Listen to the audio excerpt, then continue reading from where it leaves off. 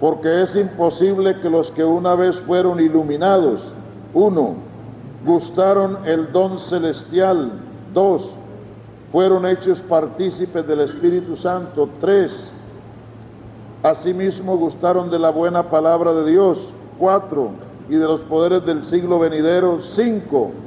Aquí está hablando de algo que la persona ha llegado a hacer, y recayeron, sean otra vez renovados para arrepentimiento, crucificando de nuevo para sí mismos al Hijo de Dios.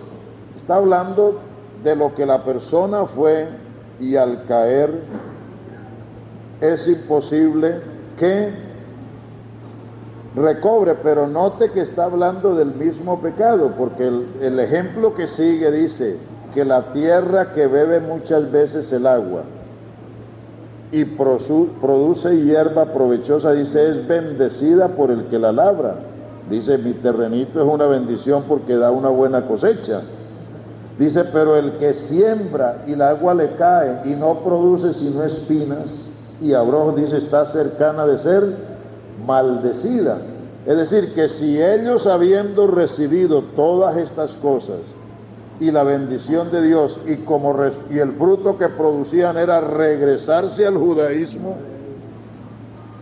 ¿quién los iba a levantar? Ni con grúa.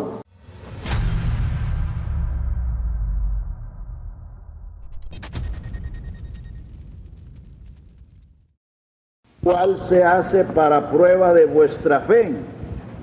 La cual es más preciosa que el oro, y el oro, aunque perecedero, se prueba con fuego, para que así también la fe se prueba con fuego, para que sea hallada en alabanza y gloria cuando Jesucristo sea manifestado. La tribulación es el fuego para el cristiano. Los jóvenes hebreos, no la gran tribulación, sino la tribulación de corriente.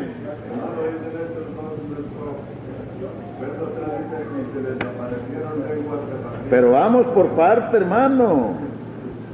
Ponga cuidado, porque estamos hablando de los muchos fuegos que hay.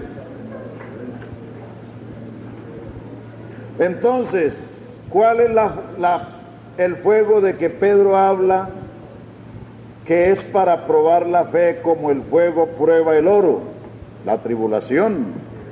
Los jóvenes hebreos, cuando fueron echados en el horno de fuego, no estaban pasando por lo que dice Isaías 43, cuando pasares por el fuego. ¿Y qué pasó con aquellos? No olían ni a ceniza cuando lo sacaron. Cuando pasares por las aguas, ellas no te anegarán. O sea, la tribulación es un fuego para probar la fe. Bueno, entonces tenemos ¿cuántos? Tenemos el fuego de la carne, el fuego de la zarza, el fuego del Sinaí, el fuego del juicio, el fuego de la tribulación corriente, no de la gran tribulación.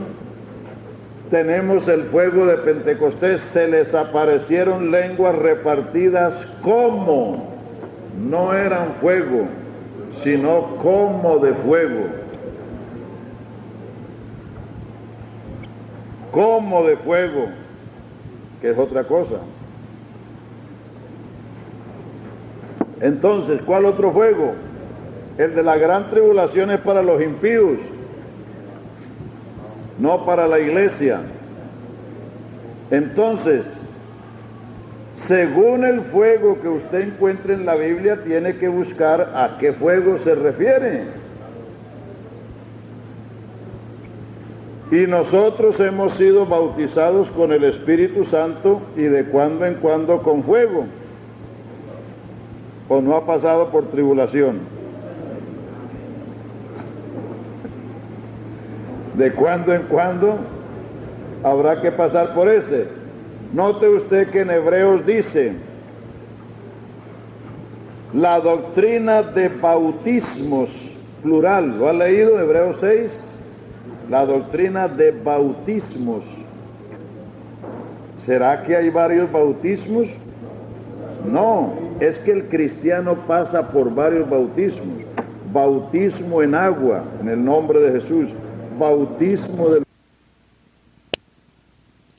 vosotros también lo seréis. ¿Y cómo me angustio de esto? Jesús fue bautizado en el Jordán, se manifestó la señal de la paloma que vino sobre él y después fue tentado, fue llevado al desierto para ser tentado. Ahí están los tres bautismos: el de agua, el del Espíritu y el de fuego. Y el cristiano tiene que pasar por ellos. Por eso habla de la doctrina de bautismos. Un cristiano no es que tiene que bautizarse en agua varias veces. Claro, si no está bautizado correctamente, tiene que bautizarse en el nombre del Señor Jesús. Pero es que el cristiano pasa por esos bautismos de agua, del Espíritu y de fuego. Entonces, cada fuego con su incendio.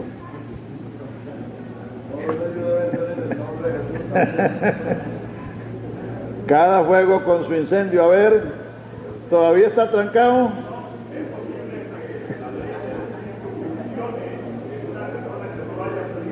Pues ¿cómo va a funcionar? ¿Cómo va a funcionar la ley de la energía si no tienen instalación eléctrica? Hay una oportunidad que acá el tema. ¿Qué diría usted? ¿Qué nos pudiera decir usted, pues, en la experiencia que tiene como ministro del Evangelio a los pastores, con relación a aquellos pastores que han ido a Israel y llegan allá y se bautizan en el mar allá? Bueno, eso es, o son demasiado ingenuos, es decir, son demasiado ingenuos o no saben la importancia del bautismo en el nombre de Jesús. Porque la Escritura, cuando dice no tomarás el nombre del Señor, no tomarás su santo nombre en vano. A ver, escuchen. El mandamiento dice no tomarás el nombre del Señor en vano. ¿Cuándo se sucede eso? Cuando uno fue bautizado, vino para recibir ese nombre. Lo que el ministro hizo fue invocar o llamar sobre el candidato ese nombre. Y si una persona se vuelve a bautizar porque está en el Jordán o porque está en otro lugar, quiere decir que él no entiende o no le da la importancia que eso tuvo. Porque lo más importante del bautismo es eso. El bautismo tiene tres aspectos o tres partes importantes, escúchelas. Una persona se bautiza, ¿por qué? Porque ha creído el Evangelio. Primero, una persona viene a bautizarse porque entiende que Jesucristo es el único Salvador, que dio su vida por él. Segundo, viene a bautizarse porque se arrepintió, porque rompió con el mundo, porque se apartó del pecado, porque no quiere seguir en ese camino. Viene a enterrar su vieja vida, su pasado, para comenzar una nueva.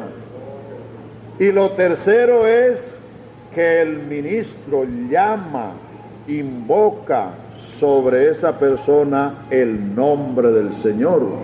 ¿Por qué? Porque el nombre de Él nos fue dado bajo el cielo para que seamos salvos, pero lo que a uno le dan hay que recibirlo. Si yo le doy a usted este reloj y no lo recibe, no lo tiene, y si no lo tiene, no lo usa, no lo puede usar. Entonces Dios nos ha dado su nombre bajo el cielo para que en Él seamos salvos. El ministro tiene la autoridad, el privilegio de invocar, de llamar, como dice en Números 24, así bendeciréis a los hijos de Israel, pondrán mi nombre sobre los hijos de Israel y yo los bendeciré. El bautismo no es para ponerle nombre a una persona, sino para ponerle el nombre del Señor, llamar el nombre. Entonces una persona que siendo bautizado en el nombre de Jesucristo se va a bautizar en otro lugar por la clase de agua o el sitio, o es demasiado ingenuo, o él no entiende lo que pasó. A ver, hermano Murillo.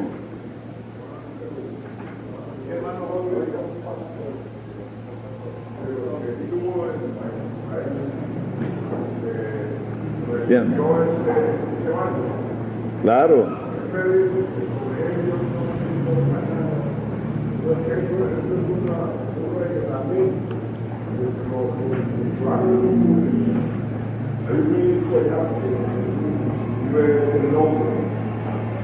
Y para entrar allá en ese círculo, tiene que hacer. Eso debe ser caña, eso es caña del que se lo dijo.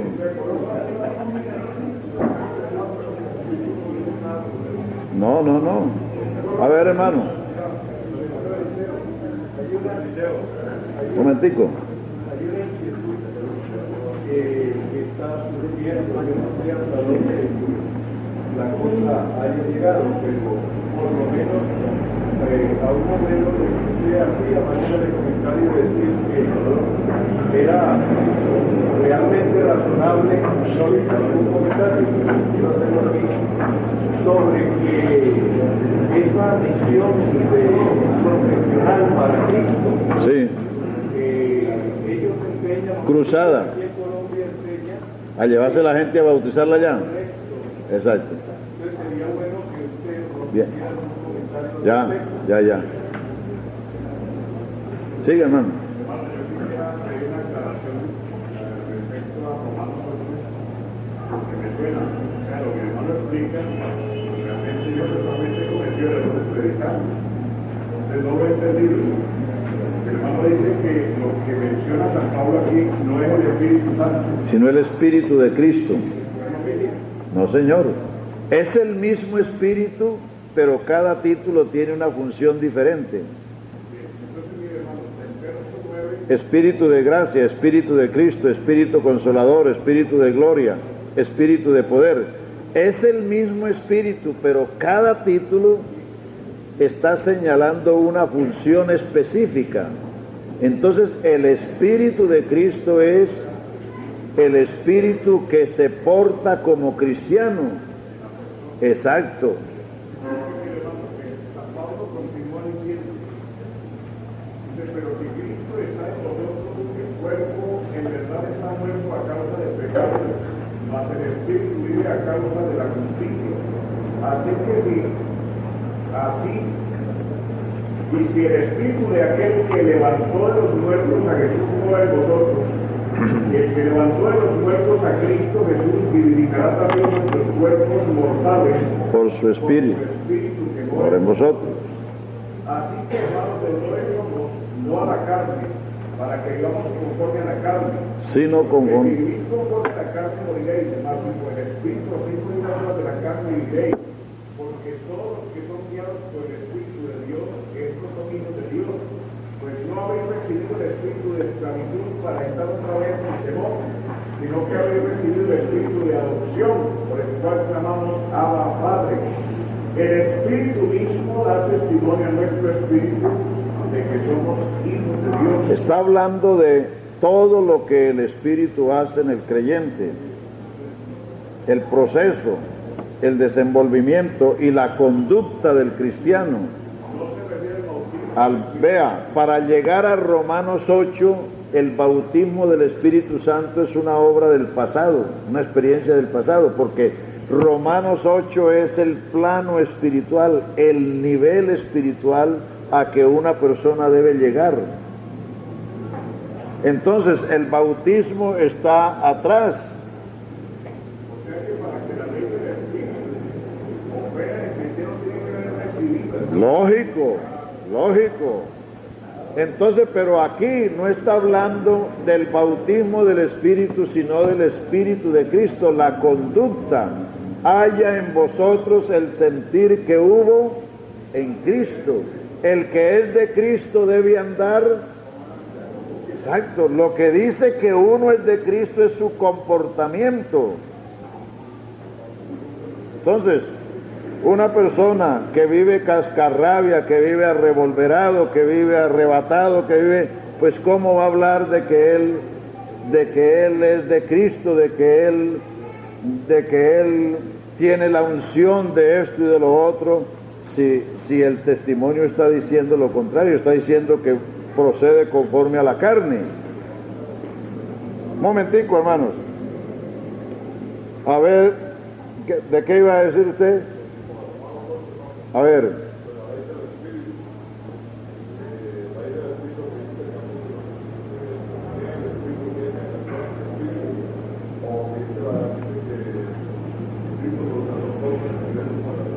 ¿Cómo? No lo entiendo todavía. Ah, ya. Ya, eso está de Filipenses. Pero entonces, déjeme terminar y verá que va a coger. Ahora hablamos de lo suyo. Bueno, entonces vamos en el cual punto. Cuarto, el Espíritu vivificará nuestros cuerpos mortales por su Espíritu que mora en nosotros. Así que, hermanos, deudores somos no a la carne, para que vivamos conforme a la carne. Porque si vivís conforme a la carne moriréis, pero si por el Espíritu hacéis morir las obras de la carne viviréis. El quinto, porque todos los que son guiados por el Espíritu de Dios, estos son hijos de Dios. Entonces somos hijos de Dios. El quinto. Romanos 8 está enumerando lo que somos y lo que tenemos en Cristo. Lo que tenemos cuando pasamos por este proceso de la fe, de la reconciliación, de la justificación. Entonces, ¿qué? 5, somos hijos de Dios. Y ahí está la explicación, pues no habéis recibido el espíritu de esclavitud para estar otra vez en temor, sino que habéis recibido el espíritu de adopción por el cual clamamos Abba Padre. Y el mismo espíritu da testimonio a nuestro espíritu que somos hijos de Dios. 6, y si hijos también herederos. La herencia es para los hijos. Herederos de Dios y coherederos con Cristo, si es que padecemos juntamente con Él, para que juntamente con Él seamos glorificados. Entonces somos hijos y somos herederos, y por eso no debemos desechar las aflicciones, porque también son parte de lo que somos. 7, viviendo en la esperanza. Esta sí está un poco larguita, pero vamos a leerla. Viviendo en la esperanza. Pues tengo por cierto que las aflicciones del tiempo presente no son comparables con la gloria venidera que en nosotros ha de manifestarse, porque en anhelo ardiente de la creación es el aguardar la manifestación de los hijos de Dios, porque la creación fue sujetada a vanidad, no por su propia voluntad, sino por causa del que la sujetó en esperanza, porque también la creación misma será liberada de la esclavitud de corrupción a la libertad gloriosa de los hijos de Dios. Porque sabemos que la creación gime a una y a una está con dolores de parto hasta ahora, y no solo ella, sino nosotros también, que tenemos las primicias del Espíritu, nosotros también gemimos dentro de nosotros mismos, esperando la adopción, la redención de nuestro cuerpo, porque en esperanza fuimos salvos, pero la esperanza que se ve no es esperanza, porque lo que alguno ve, ¿a qué esperarlo? Pero si esperamos lo que no vemos, con paciencia lo aguardamos. O sea, el que está en Cristo está libre de condenación, libre de la ley del pecado, es del Espíritu. ¿Qué más? El Espíritu lo vivifica, es hijo de Dios, es heredero de Dios, y vivimos en la esperanza de la redención del cuerpo, porque todavía estamos en un cuerpo mortal. Y dice que la creación gime. ¿Cuál creación? La creación vegetal, la creación animal, toda la creación, porque Cristo pacificó con la sangre de su cruz lo que está en los cielos y lo que está en la tierra. La redención incluye todo el mundo. Por eso habrá una restauración de todas las cosas, porque la creación fue incluida. Por eso la Biblia dice que nosotros somos las primicias. Santiago 1 dice, Él nos engendró de su voluntad por la palabra de verdad para que seamos primicias de su creación. Nosotros somos los primeros, pero la creación también gime, está con dolores de parto, está esperando la redención, está anhelando la libertad gloriosa de los hijos de Dios, y nosotros mismos que tenemos las primicias del Espíritu, que ya hemos experimentado esto, nosotros también gemimos esperando la redención del cuerpo, o sea, la transformación de lo corruptible en incorruptible, y en esperanza vivimos, en esperanza somos salvos, porque lo que alguno ve, ¿para qué esperarlo? O sea que vivimos en la esperanza bienaventurada de la manifestación gloriosa de nuestro gran Dios y Salvador Jesucristo. Cuando Cristo se manifieste, dice, vosotros seréis manifestados con Él en gloria.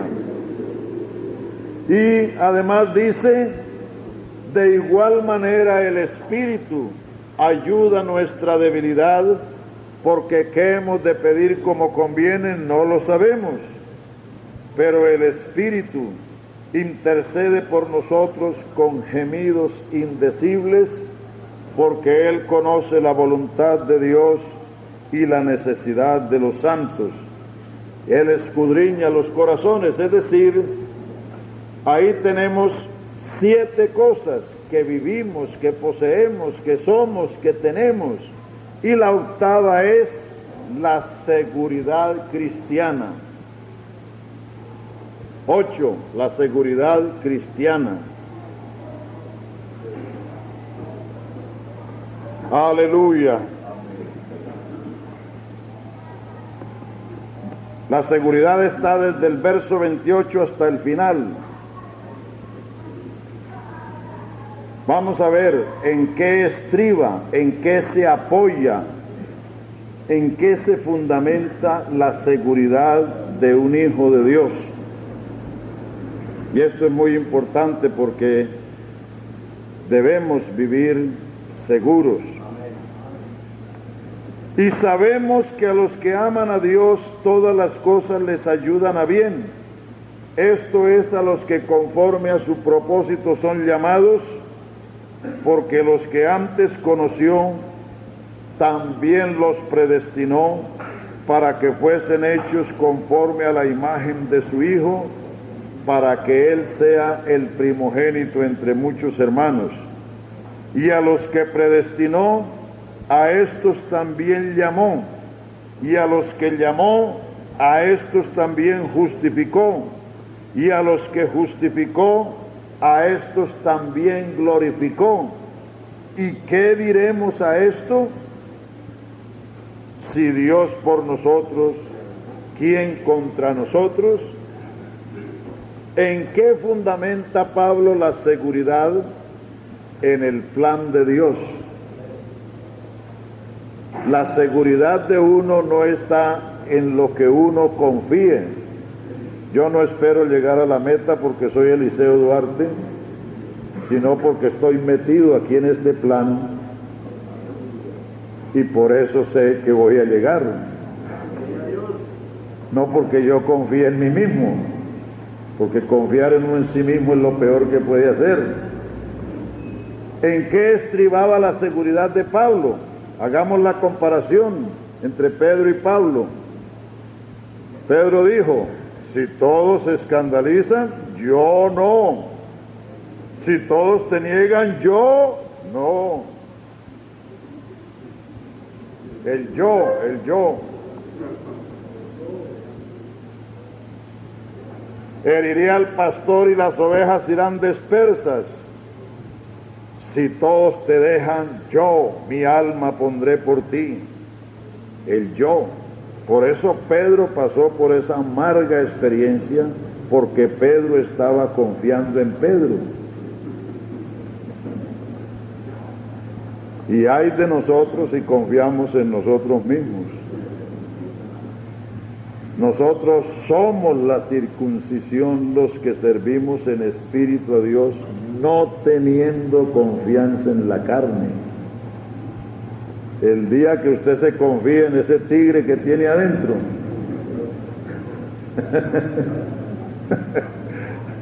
le aparecen las manchas y le salen las uñas. Entonces, Pablo, ¿en qué está estribando su seguridad? No en que él era el gran San Pablo, no en que él era el hombre más abnegado para sufrir azotes, no en que él era el más valiente y más osado y más sabio que podía predicarle a los filósofos en el Areópago, o predicarle a Agripa, al rey allá, y dejarlo temblando diciendo casi me persuade. No, él no estaba confiando en eso. Dice, a los que a Dios aman, todo les ayuda bien, porque el que antes nos conoció,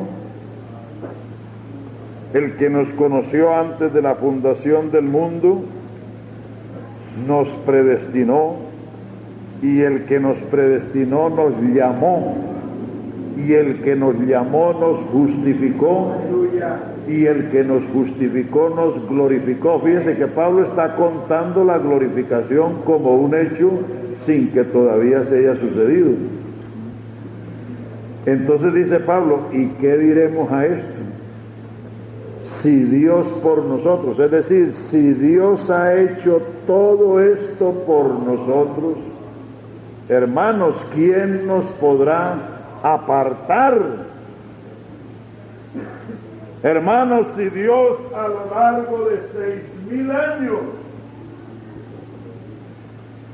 soportó todas estas naciones, ha soportado toda esa historia que usted lee en la Biblia, en el cumplimiento de los tiempos vino en Cristo a redimirnos. Si Él ha hecho todo eso por nosotros, si Él nos llamó por el Evangelio, si Él nos amó y nos lavó de nuestros pecados, si Él nos hizo reyes y sacerdotes, si Él nos justificó, si Él nos reconcilió, si Él nos santificó, si Él nos libertó del pecado, de la ley del pecado, de la cárcel de la ley, si Él ha hecho todo esto, dice el escritor, si Dios por nosotros, si Dios ha hecho todo esto, ¿quién contra nosotros? ¿No le parece que es mejor confiar en eso que confiar en uno mismo? Hombre, después de que Dios ha hecho tanto a lo largo de tantos siglos, ha cometido una empresa tan enorme como la de salvar al hombre y uno ha sido el objeto de esa salvación. Porque ¿qué hizo usted para salvarse? Nada. El Señor lo buscó y lo encontró perdido y lo hizo objeto de su gracia, objeto de su amor, objeto de su misericordia. Si Dios por nosotros, ¿quién contra nosotros? ¿Será posible perderse uno después de que Dios haya hecho tanto? ¿Qué dicen? ¿Ah?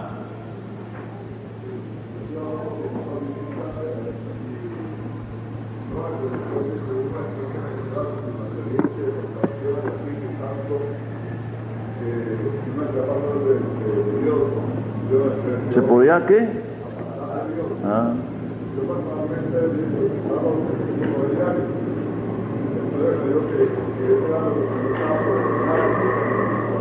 No, uno sí puede salirse del camino porque la Biblia está llena de previsiones sobre eso, pero lo que hay que entender es que Dios ha hecho toda una provisión completa y perfecta.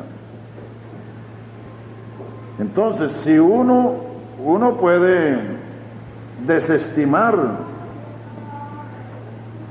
por eso dice, ¿cómo escaparemos nosotros si tuviéramos en poco una salvación tan grande? Por eso dice que prestemos atención para que no nos deslicemos o no nos escurramos. Uno puede perder lo que Dios le ha dado, pero si lo pierde es por negligencia humana, por acción humana, porque ciertamente Dios hizo eso. Dios nos conoció antes de la fundación del mundo, nos predestinó. Predestinar es destinar de antemano para algo. Él nos destinó para esto. Pero si yo no quiero andar, segunda de Tesalonicenses 2:13, lea, ahí está el cauce. Debemos dar siempre gracias a Dios por vosotros, amados hermanos en el Señor, de que Dios os haya escogido para salvación desde el principio, mediante la santificación del Espíritu y fe en la verdad. Dios nos escogió desde el principio para ser salvos, pero Dios nos puso un cauce, un camino, una senda, y hay que andar por ella. Él los escogió para salvación mediante, a través, por medio de la santificación del Espíritu y fe en la verdad. ¿Y quién es esa verdad? Entonces hay que ejercer la fe en Jesucristo y hay que andar por ese cauce. Claro, Efesios 1:3. Bendito sea el Dios y Padre de nuestro Señor Jesucristo, que nos bendijo con toda bendición espiritual en lugares celestiales en Cristo, según nos escogió en Él, antes de la fundación del mundo, para que seamos santos y sin mancha delante de Él en amor, habiéndonos predestinado para ser adoptados hijos por Jesucristo, según el puro afecto de su voluntad, con el cual nos hizo aceptos en el amado. Hermanos, es que Dios no es como nosotros, que improvisa. Oí una inquietud de que apenas haya dicho que el Señor no había escogido la iglesia de antes. No, ese está muy atrasado en noticias. Hermano, es que Dios luego lo legisla.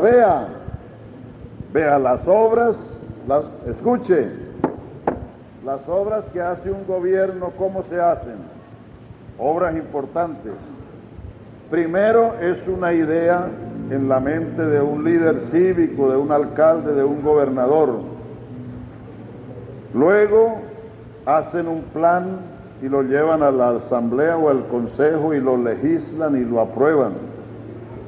Luego lo llevan y hacen los planos, financian la obra y después la presupuestan y después la ejecutan y después es cuando tenemos el puente o el edificio o lo que sea.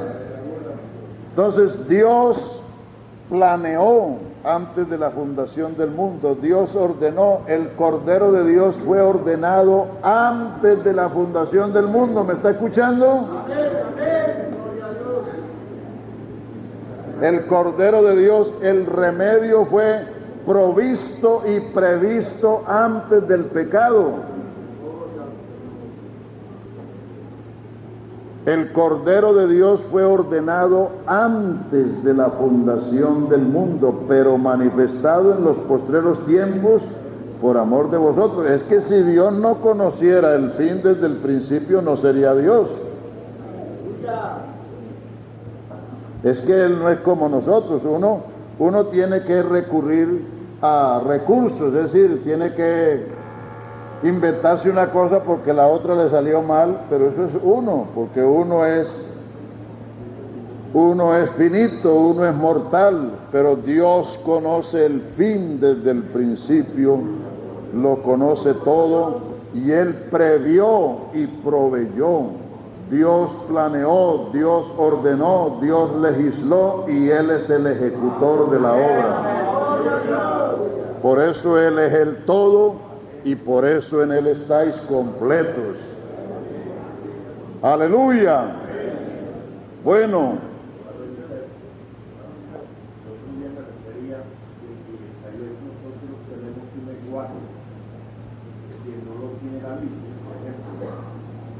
Refiriéndose a la Biblia, refiriéndose al Señor con respecto a la iglesia, Él dice: sobre esta roca edificaré mi iglesia, que el Señor vendrá por su iglesia, todo singular. Sí. Sin embargo, algunos llaman iglesias de diferentes denominaciones, de las iglesias y las iglesias, y se ha llegado a decir que algunos creyentes de nuestra iglesia, que la iglesia la sacará el Señor de todas, de diferentes denominaciones. Bueno, está buena la pregunta. Vea, la Biblia habla de la iglesia singular, porque es un cuerpo universal. La Biblia solo habla de las iglesias por geografía. Por geografía, es decir, por lugares. Vea, le voy a citar los hechos y después en la casa léalos. Los primeros 7 capítulos de los hechos hablan de la iglesia porque solo había la de Jerusalén. La única iglesia que había en el mundo, en los primeros 7 capítulos de los hechos, era la iglesia en Jerusalén, pero después habla de las iglesias en Judea, de las iglesias en Acaya, de las iglesias en Macedonia, de las iglesias en Asia. O sea, la iglesia se divide en iglesias, pero no por doctrinas ni organizaciones, sino por geografía. ¿Está claro? Las iglesias en Santander, las iglesias en Antioquia, las iglesias de Dios en Judea, las iglesias en Cristo que están en Acaya. Pero la iglesia jamás se divide por razón de doctrina, porque la unidad de la iglesia es un cuerpo. Y un cuerpo no está repartido, los brazos por un lado y las piernas por el otro. Un cuerpo es una unidad compacta. La iglesia es un cuerpo, tiene un espíritu, una esperanza, un Señor, una fe, un bautismo y un Dios y Padre de todos. Esos son los lazos de la unidad. Entonces lo otro es harina de otro costal. Bueno.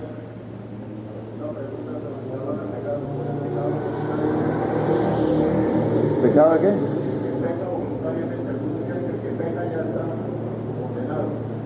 Es que el pecado voluntario de Hebreos 10:26 se refiere al pecado de apostasía.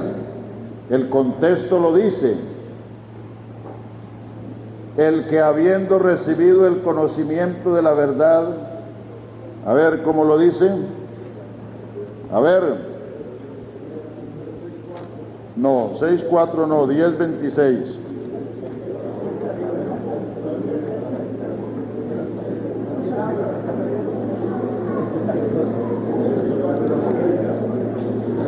Porque si pecáremos voluntariamente después de haber recibido el conocimiento de la verdad, ya no queda más sacrificio por los pecados.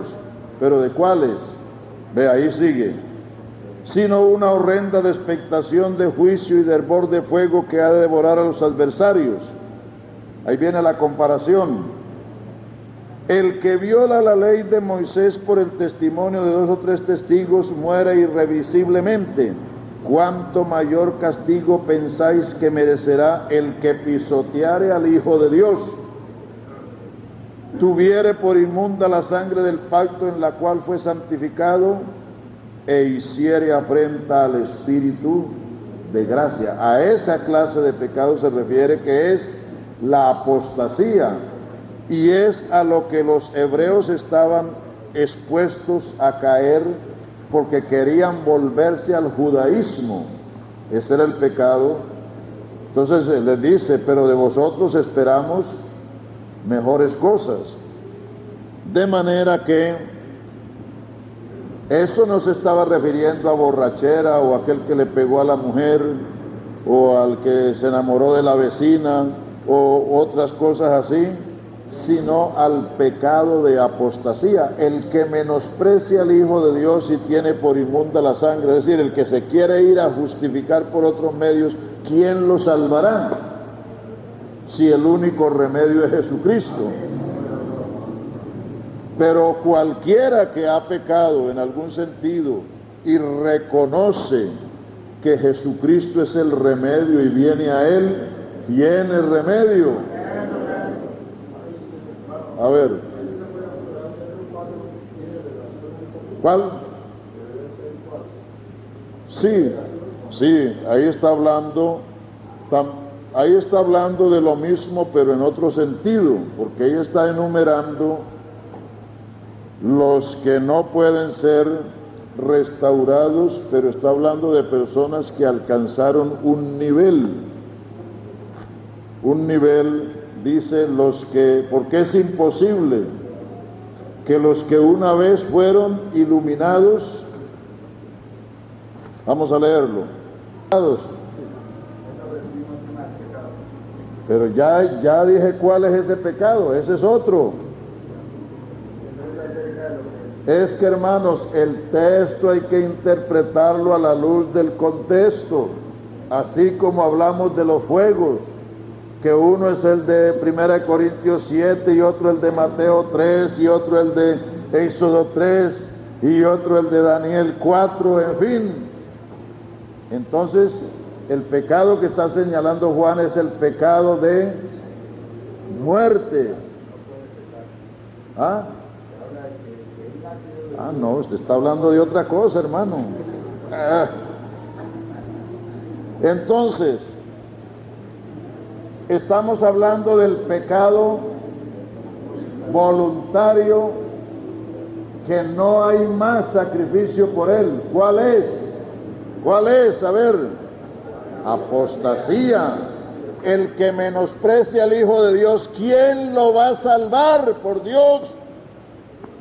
A ver, hermano Morillo.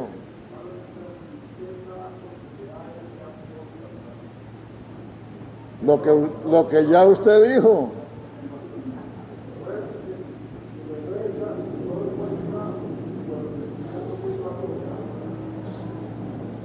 Es que, bueno, si un apóstata vuelve a la iglesia, eso es bastante difícil, porque en Tito dice: al que hace divisiones o al hombre hereje, después de una amonestación, una u otra amonestación, rehúsalo, porque el tal peca y está condenado. Sí, eso es difícil. En el supuesto caso de que un apóstata llegue a oír, pues déjelo que oiga, porque eso es asunto de Dios. Dios, Él es el que levanta a los caídos, uno no lo puede levantar.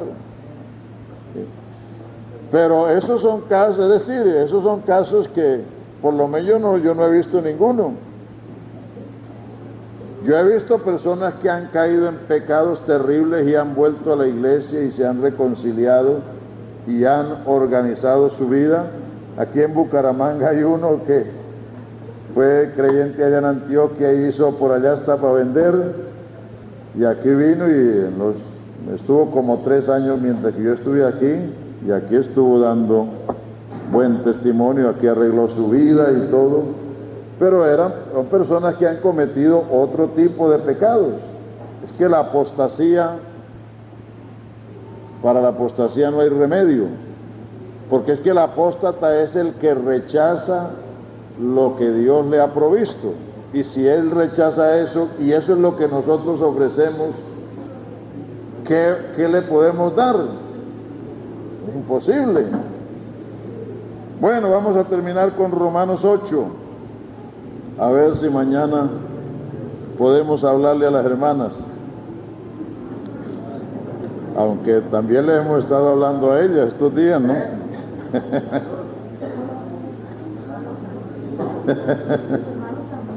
Ah, sí, ustedes quieren que le hablen a los hermanos.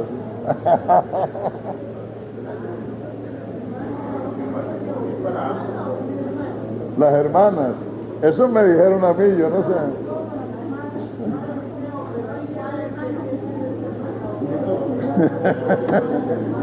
Bueno, mañana vemos a ver. Bueno, entonces, la seguridad cristiana, ¿en qué estriba?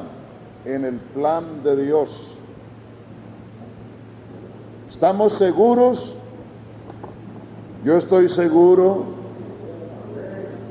porque yo no me metí en esto, sino que el Señor me metió en esto.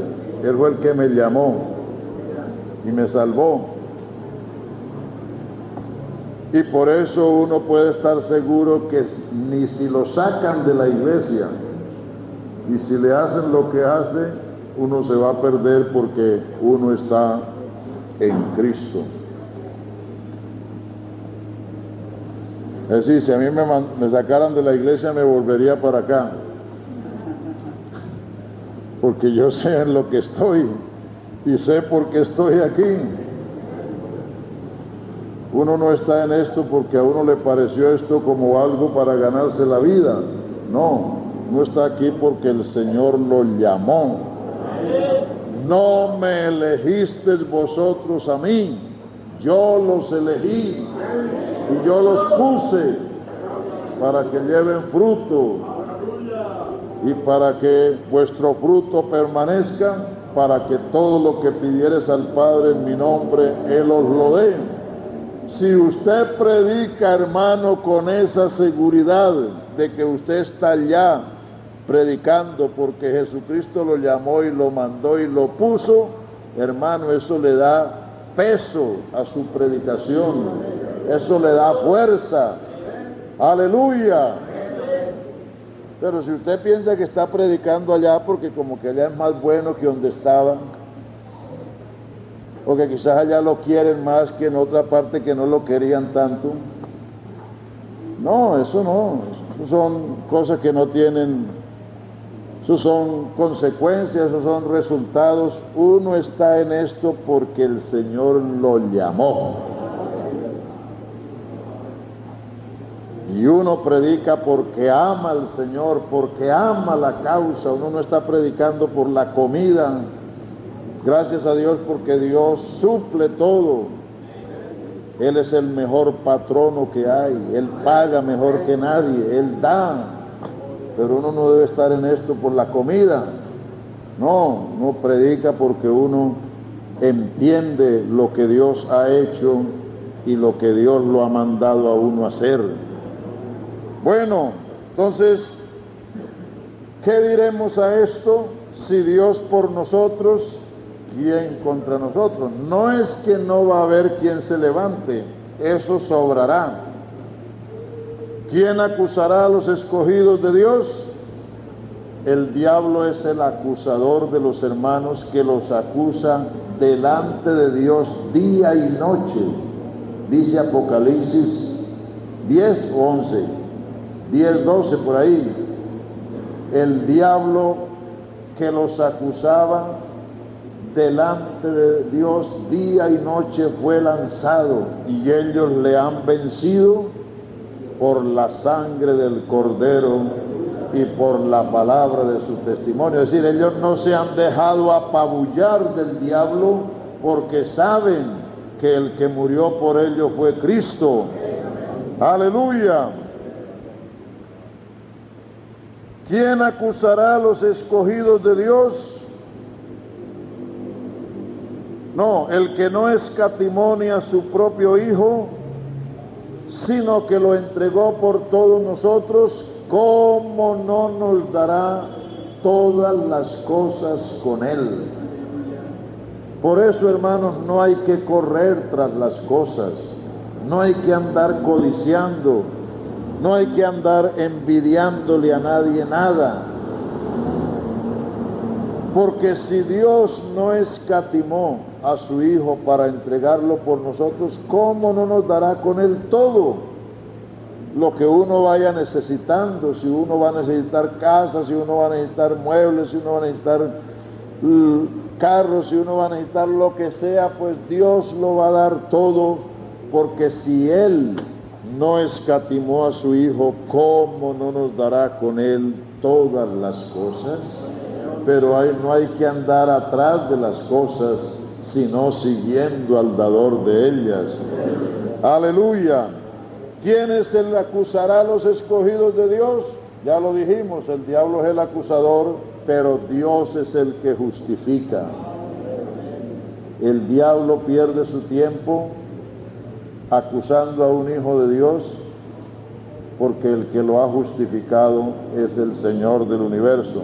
¿Quién es el que condenará? Cristo es el que murió, Él pagó la condena.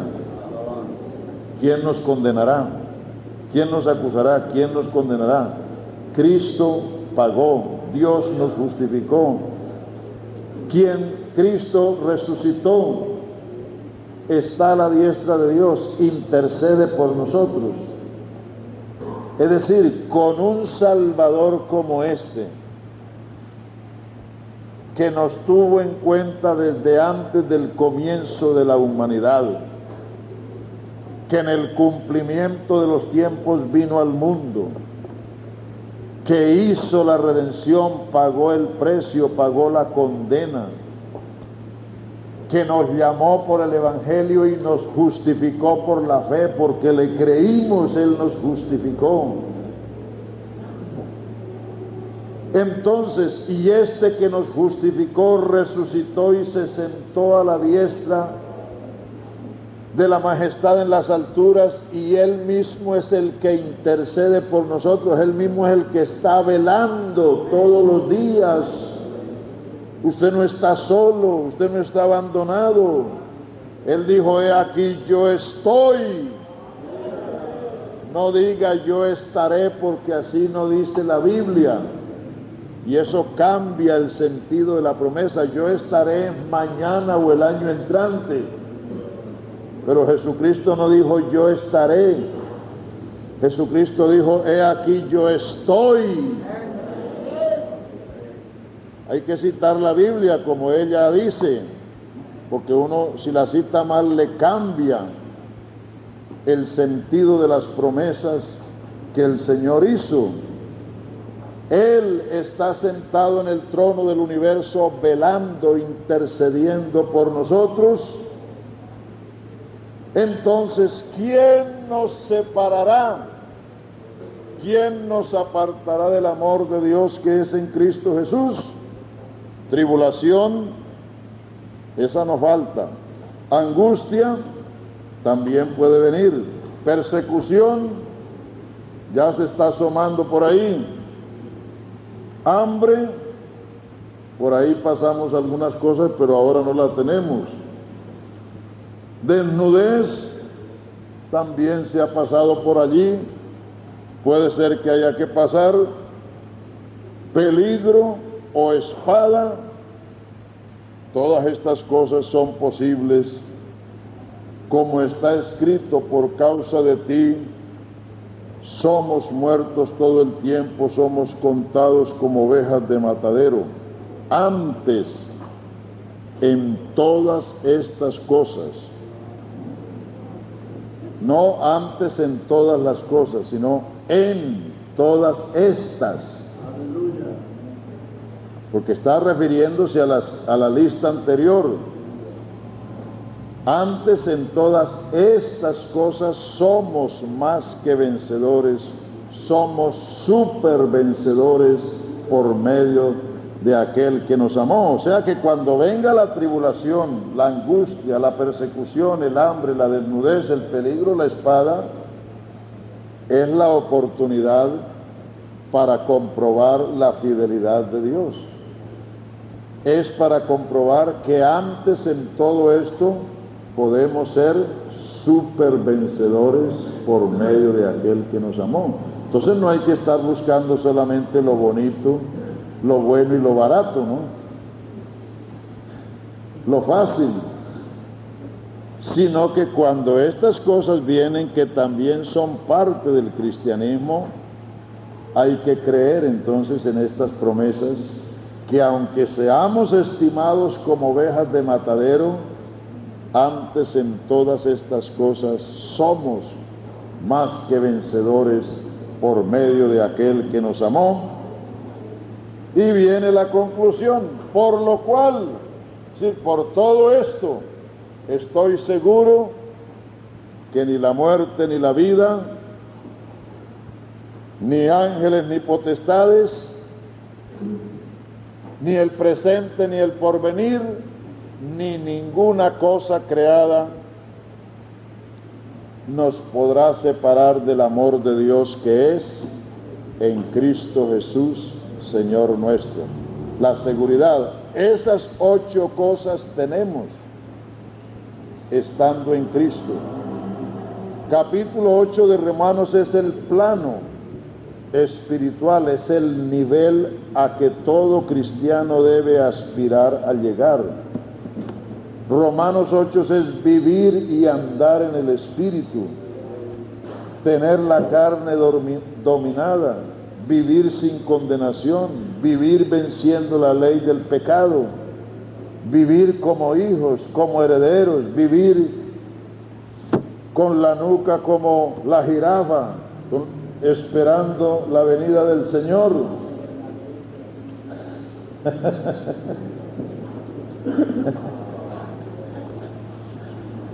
Sí, porque hay algunos que no están mirando sino lo de abajo. Es decir, ¿cuánto pueden hacer aquí en esta tierra? ¿Cuántos bienes pueden tener? Están sembrados aquí.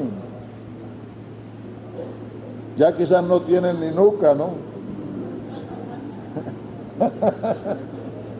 Pero la esperanza, eso quiere decir, el que tiene el cuello estirado como una jirafa, esperando. Entonces, Romanos 8 es el plano en que debemos vivir. Aleluya, aleluya. Entonces, en los 8 capítulos de Romanos está el plan de la salvación, desde el pecado hasta vivir en Cristo en la iglesia. El que es de Cristo es iglesia. El que es iglesia tiene esas cosas. El que no es de Cristo está aquí en la cárcel. Por eso hay que predicar con denuedo, con alma, vida y corazón, con todos los hierros. Aleluya. Qué bien que para allá. Es decir, no hay que ser tardos, lentos, mucho menos perezosos para predicar,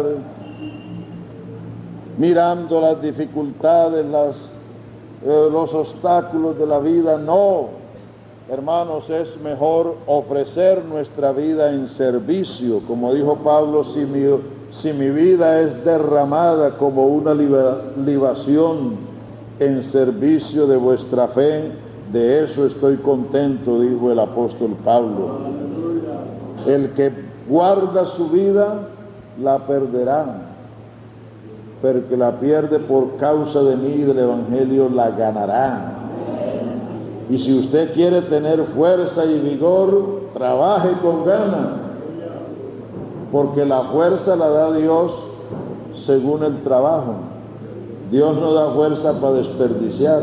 Si fueres flojo en el día del trabajo, tu fuerza será reducida, pero si eres trabajador en el día del trabajo, tu fuerza será aumentada, vigorizada. Entonces de ahí depende. Si usted le pone todo a esto, pues Dios le dará también suficiente fuerza, vigor, salud. Aleluya, porque Dios no es mezquino, el mismo que es Señor de todos, es rico para con todos. Vamos a darle gracias, hermanos. Bendito sea el Señor. Y con esos 8 capítulos